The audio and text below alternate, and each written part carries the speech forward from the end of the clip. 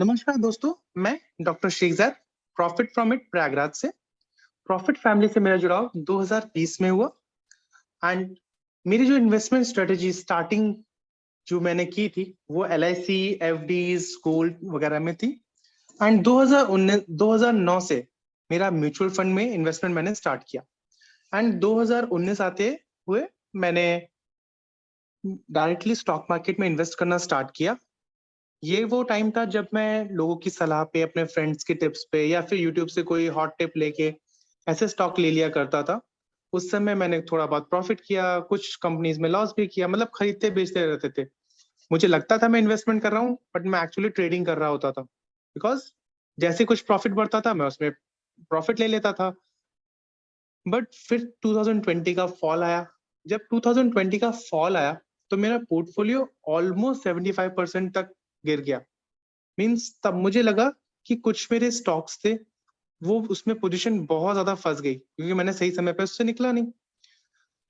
और फिर मैंने पीयूष सर का ये वर्कशॉप ज्वाइन किया जुलाई 2020 में। वर्कशॉप ज्वाइन करने के बाद मुझे मालूम पड़ा कि जो मेरे पोर्टफोलियो में ज्यादातर फंसी हुई कंडीशंस थी उसमें कुछ स्टॉक जिनकी क्वालिटी अच्छी नहीं थी उनमें कुछ ज्यादा ही फॉल आया एंड कुछ स्टॉक्स थे जिनकी क्वालिटी अच्छी थी उसमें फॉल खराब क्वालिटी वाले स्टॉक्स के कंपैरिजन में कम आया। एंड जब रिकवरी आई तब क्या हुआ फ्रेंड्स कि रिकवरी जो अच्छी क्वालिटी के स्टॉक्स थे उसमें तेजी से आई और जल्दी आई। फ्रेंड्स यही फिर मैंने इस वर्कशॉप से सीखा कि किन किन स्टॉक में मुझे इन्वेस्ट करना चाहिए लॉन्ग टर्म के लिए, जहां पे मैं फिर बाद में पैसे डाल के ये सोचूं नहीं कि मेरे को उसमें निकल जाना चाहिए कि रहना चाहिए। एंड मुझे कब उस स्टॉक्स में एंट्री करना है और कब उसमें एग्जिट करना है, कि मतलब ऐसा कौन सा फंडामेंटल चेंज आए जिसकी वजह से मुझे उस स्टॉक से निकल जाना है। ये मैंने इस वर्कशॉप में सीखा एंड अभी मेरी जो इन्वेस्टमेंट स्ट्रेटेजी है वो बहुत काम है। मीन्स मैं रोज प्राइस चेक करना है मुझको नहीं चाहिए। मैं अपने मेरा बाइंग लेवल है मैं उस पर जाके अपना स्टॉक्स को पिक करता हूँ और मेरे अब ढेर सारे स्टॉक्स के बजाय अपने कंसंट्रेटेड स्टॉक्स पे ध्यान रखता हूँ। Thank you friends and thank you Piyush sir हमें ये सिखाने के लिए। Welcome friends, profit from it के Q2 रिजल्ट अपडेट श्रृंखला में आपका स्वागत है। एंड आज इस श्रृंखला में हम जिस कंपनी को लेके आए हैं वो है नेस्ले इंडिया लिमिटेड, जो कि पैकेज फूड इंडस्ट्री को बिलोंग करती है। फ्रेंड्स, पैकेज फूड इंडस्ट्री तकरीबन 57 कंपनीज इस इंडस्ट्री में लिस्टेड है एंड इस 57 कंपनीज का जो मार्केट कैप है वो ऑलमोस्ट 40 लाख करोड़ का है। 40 लाख करोड़ के मार्केट कैप का मेजॉरिटी ऑफ हिस्सा नेस्ले इंडिया को जाता है। एंड अगर हम यहाँ पे इस पाई चार्ट को ध्यान से देखें तो नेस्ले इंडिया और ब्रिटानिया ये दोनों मिलके ऑलमोस्ट 70% का मार्केट शेयर रखते हैं मार्केट कैप में। अगर हम इसी तरह से सेल्स की बात देखें तो लिस्टेड कंपनीज का टोटल सेल्स ऑलमोस्ट 51,000 करोड़ का है, जिसमें more than 50% share Nestle India और ब्रिटानिया का है। इसी तरह से अगर हम प्रॉफिट को देखें तो लिस्टेड कंपनीज का टोटल प्रॉफिट ऑलमोस्ट 6,000 करोड़ का है, जिसका कि more than 60% share Nestle India और ब्रिटानिया का है। तो फ्रेंड्स, हम यहां से हमको मालूम पड़ता है कि नेस्ले इंडिया और ब्रिटानिया प्रॉफिट में और सेल्स में एक बड़ी कंपनी है इस सेक्टर की। तो अगर हम इसकी क्वालिटी चेक करें तो हमने कुछ क्वालिटी पैरामीटर्स देखे जिससे कि आपको ये मालूम पड़े कि इस सेक्टर की अच्छी क्वालिटी की कंपनी कौन सी है, राइट? तो अगर हम अच्छी क्वालिटी को चेक करना चाहें तो हमारा सबसे पहला पैरामीटर होना चाहिए net profit margin. Net profit margin क्या होता है फ्रेंड्स? नेट प्रॉफिट मार्जिन हम कहते हैं कि कोई भी कंपनी अपने सेल्स का कितने परसेंट हिस्सा प्रॉफिट के रूप में अपने पास रख रही है। तो नेट प्रॉफिट मार्जिन जो इस इंडस्ट्री का एवरेज नेट प्रॉफिट मार्जिन है वो 11% है एंड नेस्ले इंडिया का नेट प्रॉफिट मार्जिन 16% का है एंड ब्रिटानिया का 14% और केआरबीएल का 14% है। इसके बाद में जो हमारा अगला क्वालिटी पैरामीटर होता है वो होता है return on equity, ROE। ROE क्या फ्रेंड्स? ROE हम कहते हैं कि कोई भी कंपनी अपने इक्विटी प्लस उसके रिजर्व का कितने परसेंट प्रॉफिट कर रही है, मींस अगर हम इक्विटी और रिजर्व को जोड़ लें उससे अगेंस्ट वो कितना प्रॉफिट कर रही है। इंडस्ट्री का आरओई 23% है। यहाँ पे हम नेस्ले इंडिया का देखें तो 103%, मतलब 103% आरओई है। और ब्रिटानिया का देखें तो ब्रिटानिया का 52% आरओई है। फ्रेंड्स, यहाँ पे हमको मालूम पड़ता है कि नेस्ले इंडिया इतना ज्यादा आरओई कैसे रखती है।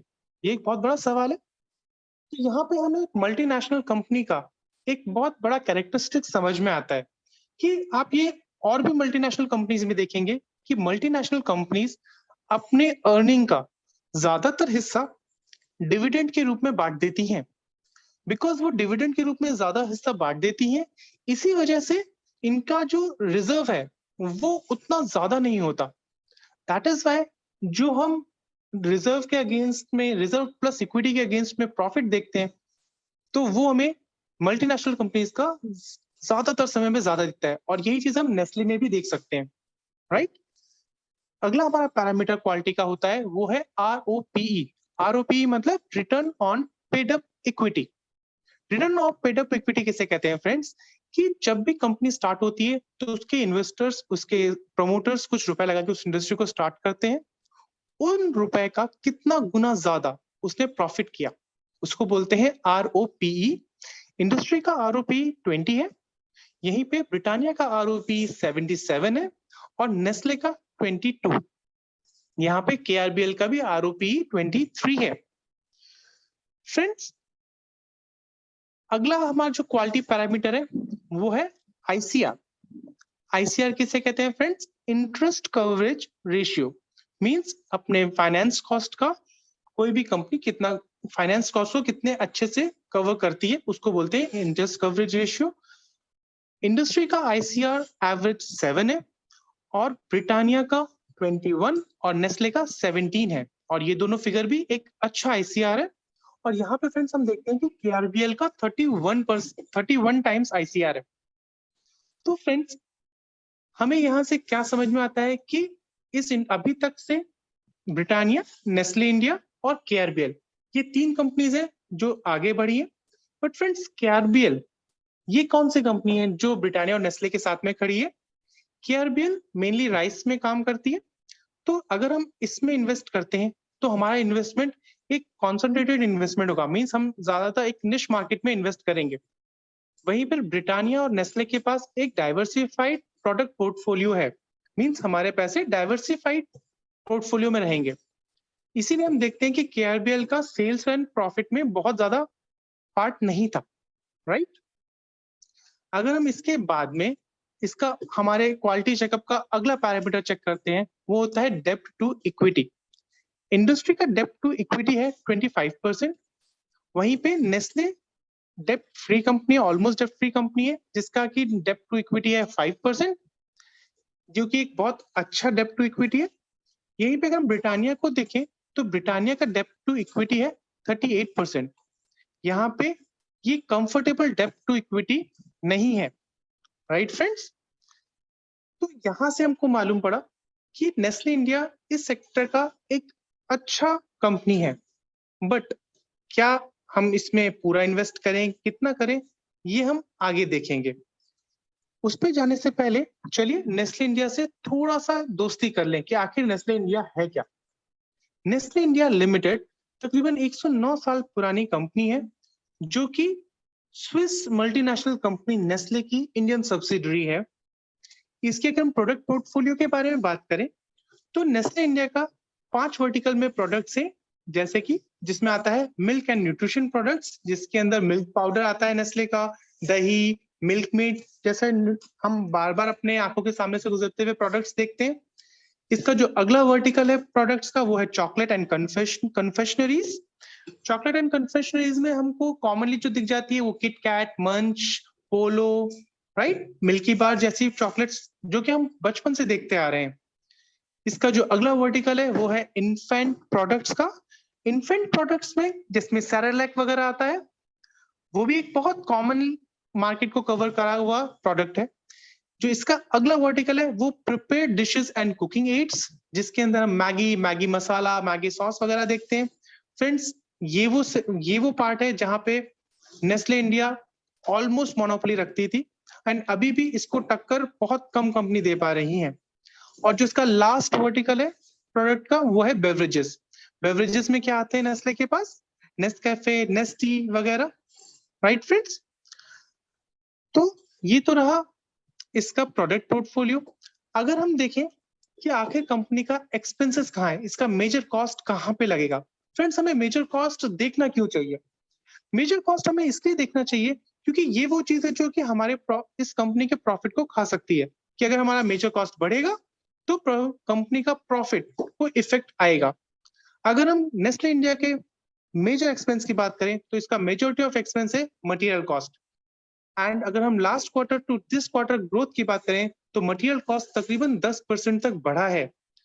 और ये साल में भी मटेरियल कॉस्ट, क्योंकि कमोडिटी का प्राइस बढ़ रहा है, दूध का प्राइस बढ़ रहा है, ट्रांसपोर्टेशन कॉस्ट बढ़ रहा है, पैकेजिंग कॉस्ट बढ़ रहा है, तो हो सकता है ये बढ़ता हुआ कॉस्ट कंपनी के प्रॉफिटेबिलिटी पे इफेक्ट डाले एंड इसका इफेक्ट हमें इसके प्राइस पे भी देखने को मिल सकता है, राइट फ्रेंड्स? तो यहाँ पे हमें थोड़ा सा कॉन्शियस रहना चाहिए।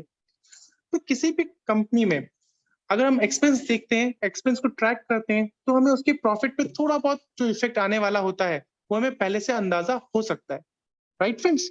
तो चलिए हम देखते हैं कि अगर हम इस कंपनी में इन्वेस्ट करते तो हमारे साथ साथ और कौन कौन से इन्वेस्टर्स हैं जो इन्वेस्ट कर रहे हैं। ये हमें मालूम पड़ता है शेयर होल्डिंग पैटर्न से। प्रोमोटर्स के बाद में अगर हम बड़े इन्वेस्टर्स को देखें जिसमें एफपीआई, म्यूचुअल फंड्स, इंश्योरेंस आते हैं, वो तकरीबन 18% का शेयर रखते हैं और पब्लिक के पास में तकरीबन 17% का शेयर है। एंड लास्ट 10 इयर्स की बात करें तो लास्ट 10 इयर्स में फॉर एफपीआईज ने अपना शेयर 11% से बढ़ा के 12% किया है, राइट? तो चलिए फ्रेंड्स, ये तो हो गया शेयर होल्डिंग पैटर्न। अब हम ये देखते हैं कि इसका sales and revenue particularly Nestle India का कैसा ग्रो किया। तो अगर हम ऑपरेशनल रेवेन्यू के बारे में बात करें तो 2001 में जहां पे कंपनी तकरीबन 2000 करोड़ का रेवेन्यू जनरेट करती थी, वो 2020 आते आते तकरीबन 13,500 करोड़ का रेवेन्यू जनरेट कर रही है। मींस पिछले 19 साल में तकरीबन 11% के सीएजीआर से अपने रेवेन्यू को 6.5 गुना किया, राइट फ्रेंड्स? यहाँ पे ये वो टाइम है 2015 का।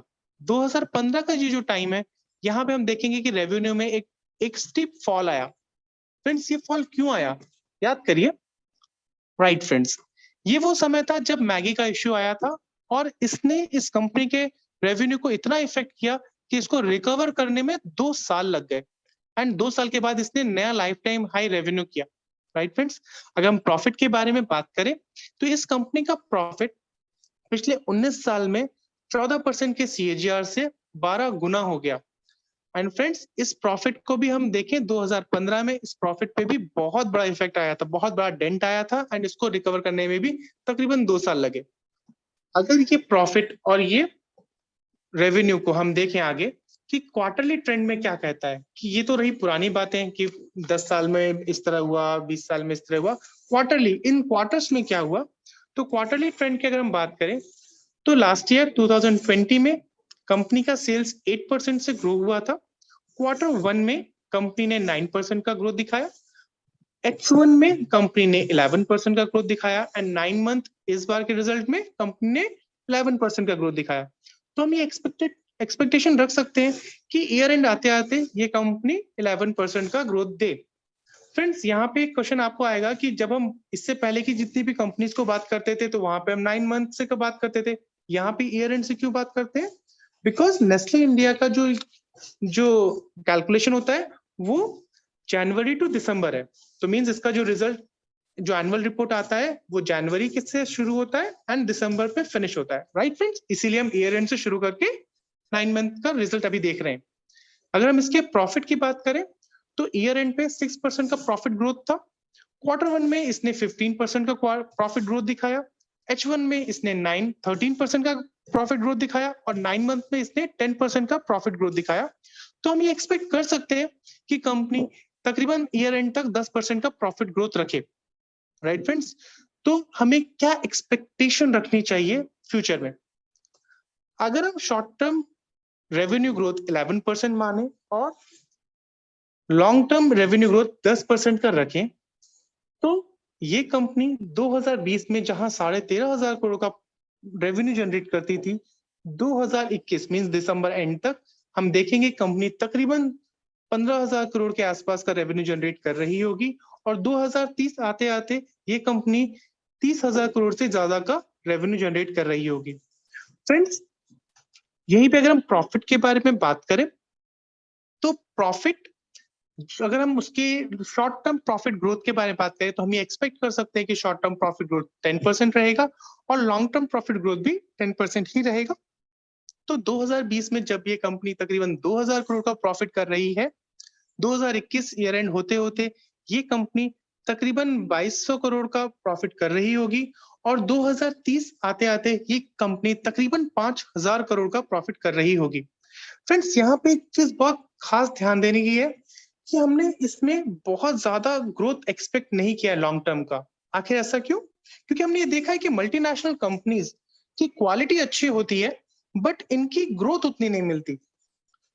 तो इसीलिए हमें इस सेक्टर में ये ध्यान रखना चाहिए कि अपना सारा पैसा इस सेक्टर में जो हम इसमें लगाने वाले हैं वो किसी एक कंपनी में लगाने के बजाय दो कंपनीज, एक कंपनी मल्टीनेशनल जैसे नेस्ले इंडिया और दूसरी कंपनी इंडियन कंपनी जैसे कि ब्रिटानिया, इनमें लगाएं ताकि हम ग्रोथ का और क्वालिटी का दोनों का फायदा उठा सकें। Right friends? तो चलिए, ये रहा हमारा एक्सपेक्टेशन। तो इस एक्सपेक्टेशन के हिसाब से फेयर वैल्यू क्या बनती है? 2021 का फॉरवर्डेड ईपीएस हमारा 242 आ रहा है एंड इसकी फेयर वैल्यू तकरीबन 10,550 की है। वहीं पे 2030 का फॉरवर्डेड ईपीएस जो हमने एक्सपेक्ट किया है वो है तकरीबन 519 और इसकी फेयर वैल्यू 2030 की बन रही है 22,620 रुपए। फ्रेंड्स, फेयर वैल्यू पे किसी भी अच्छी कंपनी का, अच्छी क्वालिटी की कंपनी का आना बड़ा मुश्किल होता है बिकॉज इन्वेस्टर्स को इन पे भरोसा होता है। Right friends? तो अगर हम इस वैल्यू पे किसी वजह से पा सके तो हम एक इसमें अच्छा स्टेक ले सकते हैं, बट ये ध्यान रखिएगा कि किसी भी कंपनी में बहुत ज्यादा कंसंट्रेटेड नहीं रहना चाहिए बिकॉज हमें अपना पोर्टफोलियो डाइवर्सिफाइड रखना चाहिए ताकि वो हमें किसी एक कंपनी से ज्यादा इफेक्ट ना मिले। अगर हम इस कंपनी के चार्ट के बारे में बात करें, तो यहाँ पे हम इस चार्ट को देखते हैं तो इस कंपनी ने वेल्थ क्रिएट करके दी है। अगर हम 1 लाख रुपए 2001 में लगाते तो आज वो 35 लाख रुपए होता। साथ में हमारे पास एक अच्छा अमाउंट डिविडेंड के रूप में भी वापस हमको मिल चुका होता। Right friends? तो यहाँ से हमें इस चार्ट के हिसाब से ये 16,100 का एक अच्छा सपोर्ट मिल रहा है। मींस अगर ये 16,100 पे हमको लेने को मिलती है तो एक अच्छा बाइंग लेवल हो सकता है। तो फ्रेंड्स, हमारा बाइंग रेंज क्या होना चाहिए इस कंपनी का? नेस्ले इंडिया का हमारा बाइंग रेंज अराउंड 16,100 का होना चाहिए और हमारा लॉन्ग टर्म टारगेट तकरीबन 30,900 का होना चाहिए। फ्रेंड्स, पोर्टफोलियो एलोकेशन 1 से 2% का होना चाहिए एंड इसमें हमें ये देखना है कि हमें इस सेक्टर में पोर्टफोलियो में एक मल्टीनेशनल कंपनी नेस्ले इंडिया और प्लस ब्रिटानिया, इन दोनों को कॉम्बिनेशन रखते हुए अपने आप को वेल डाइवर्सिफाइड रखना है। Right friends? Thank you so much. And ये जो प्रेजेंटेशन था ये एजुकेशनल पर्पस के लिए था एंड प्लीज आप अपने विवेक का यूज करते हुए अपने इन्वेस्टमेंट को आगे करें। Happy wealth family.